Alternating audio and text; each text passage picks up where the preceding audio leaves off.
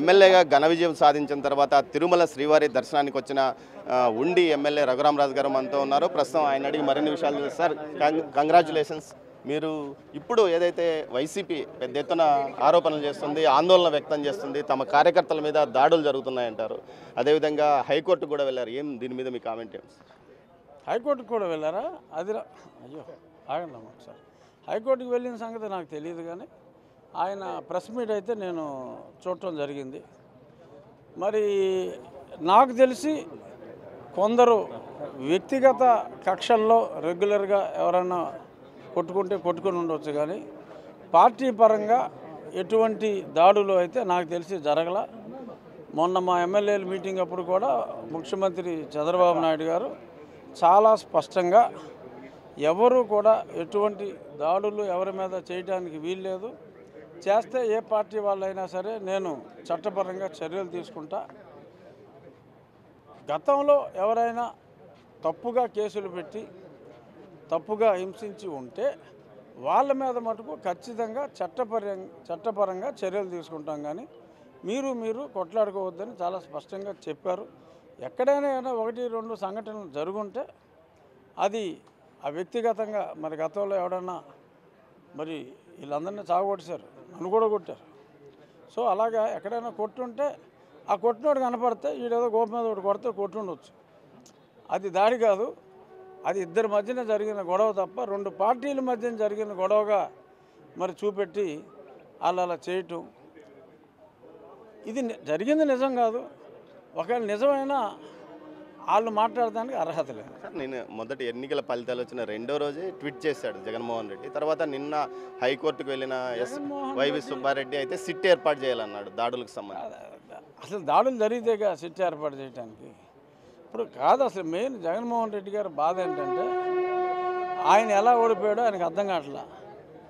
ఆయన తప్పులేమీ ఆయనకు తెలియట్లేదు. ఇంకా ఆయన అతి దారుణమైన తప్పులు చేశాడు కాబట్టి ప్రజలు జగన్మోహన్ రెడ్డిని ఓడించాలి అని ఓడించిన ఎన్నిక ఇది అని చెప్పి ఆయన డైజెస్ట్ చేసుకోలేకపోతున్నాడు.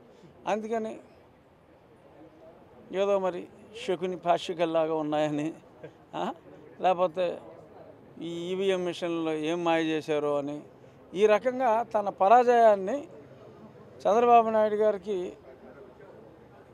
అంటే ఆయన విజయాన్ని చంద్రబాబు నాయుడు గారికి ఆపాదించకుండా తన పరాజయాన్ని ఈ ఎలక్ట్రానిక్ మెషిన్లని ఇంకోటని ఇస్తున్నారు. గతంలో తెలుగుదేశానికి వచ్చిన ఓట్ల శాతం ఆయనకి ఇప్పుడు వచ్చింది.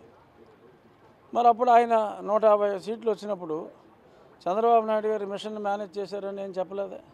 ఆయన ఓటమిని హుందాగా స్వీకరించారు.